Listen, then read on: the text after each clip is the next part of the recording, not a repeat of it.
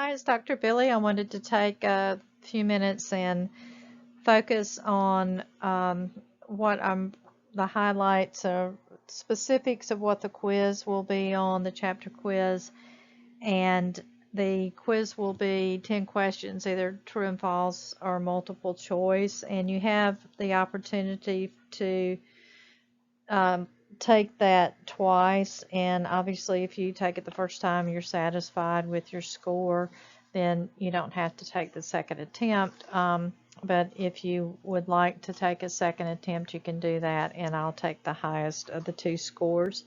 So, Chapter 2, Corporate Social Responsibility, Citizenship, and Sustainability. The important in related concepts of social responsibility, responsiveness, performance, and corporate citizenship and sustainability. The CSR concept is a rich history. It's grown out of many diverse views. We talked about the concept of the classic economic model. That was the traditional concept of business responsibility in the U.S. And then that was the one you had the article that you read, discussion question based on Milton Friedman's viewpoint, and that again is the traditional or classic economic model. Over time, a social model focusing more on society's expectations beyond what was legally required emerged, and eventually it transformed into what we call the stakeholder model. But the corporate social responsibility, related concepts and patterns, corporate social responsiveness emphasizes more action and activity. And then corporate social performance emphasizes more outcomes and results. The textbook focused on evolving meanings of CSR, and we won't really get into that. We'll focus now on the four-part definition of CSR. And it is useful to present Carroll's four-part definition that focuses on the types of social responsibilities that that businesses have. And the four responsibilities are economic, legal, ethical, and philanthropic. There's the pyramid of corporate responsibility. In the textbook, you can look at Figure 2.4 and Figure 2.3. If you look at the pyramid, the basic foundational level is the foundation which all others rest, and that is to be profitable. And that is something that society, the expectation is that economic responsibility is required of businesses. And then legal responsibility, that is obeying the law. Law is society's codification of right and wrong. Again, society's expectation is that that is required of businesses. Then moving up the pyramid, ethical responsibilities are not required but expected of businesses and by society. So an obligation to do what is right and just and fair, and just to avoid or do no harm. And then finally, philanthropic responsibility, which are desired and expected of society, by society of businesses. And that's simply just to be a good corporate citizen. So the socially responsible firm should strive to make a profit, to obey the law, to be ethical, and to be a good corporate citizen. Let's take a look at the arguments for and against CSR, starting with the arguments against. The classical economic, the traditional view, held that management had one responsibility, and that was to focus on shareholder wealth. The classical economic school of thought, um, as you know, was attributed to Milton Friedman. That was the article that you read, and had the discussion question focused on, argued that social issues aren't the concern of businesses, and that these problems should be resolved by the free market system. And if they're not resolved by the free market, then it should fall upon government and the legislature to do the job. So the arguments against were simply that businesses were not equipped. They were oriented toward finance and operations and just really didn't have the expertise to make social decisions. And that businesses already had enough power and they should not be given any more.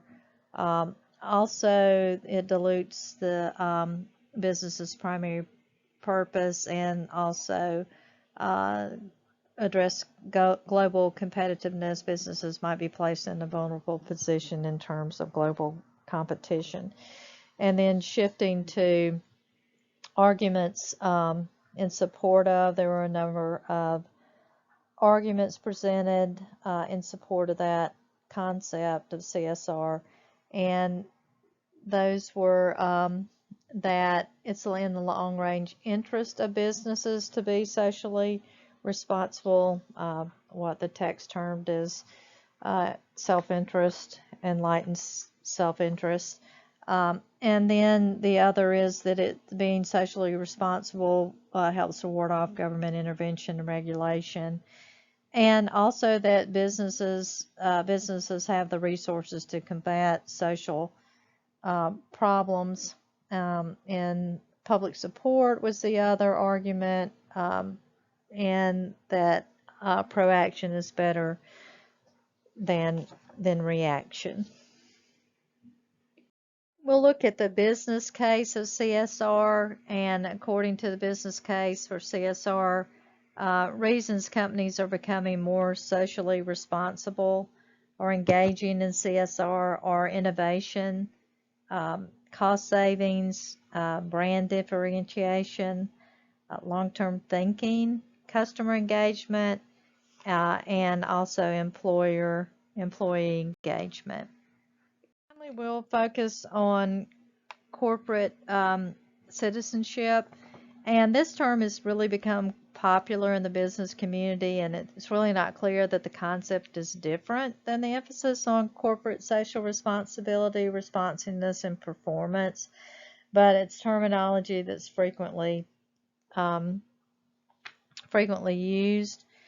And corporate, there are two views, and there is the broad view, which Carroll framed in his 4 categories of CSR, or the 4 faces of corporate citizenship, and they include all 4 economic, legal, ethical, and philanthropic faces, or what we talked about earlier, responsibilities.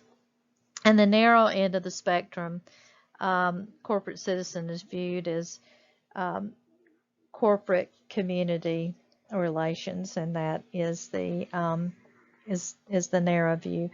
There are also the stages of corporate responsibility, corporate citizenship, and there's the figure 2.9 in the text, but I don't need to know all the dimensions of that.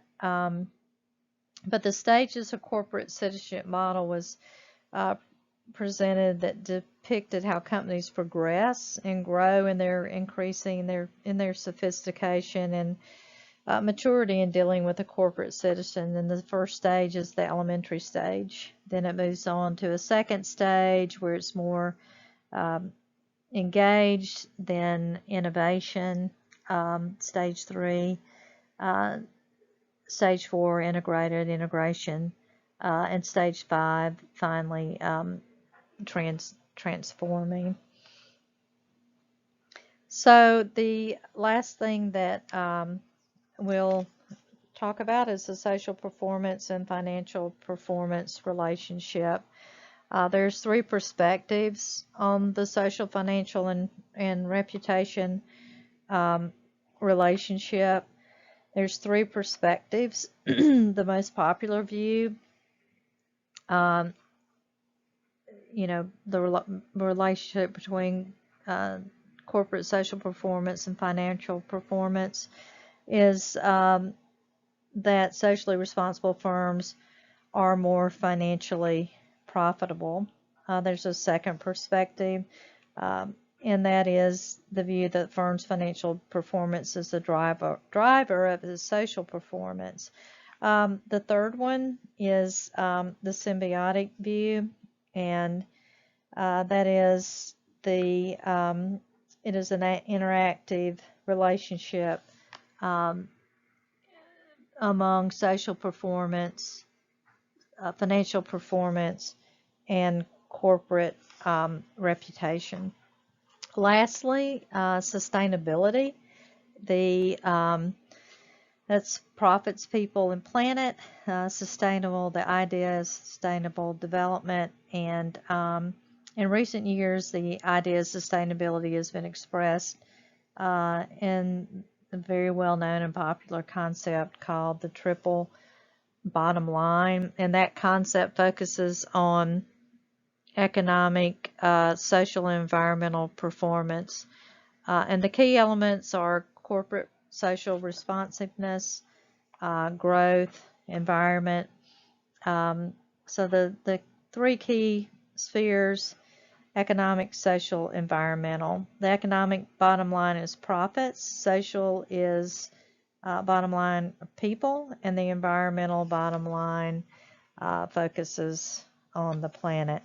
So the triple bottom line would encompass all of the spheres of performance except for philanthropic.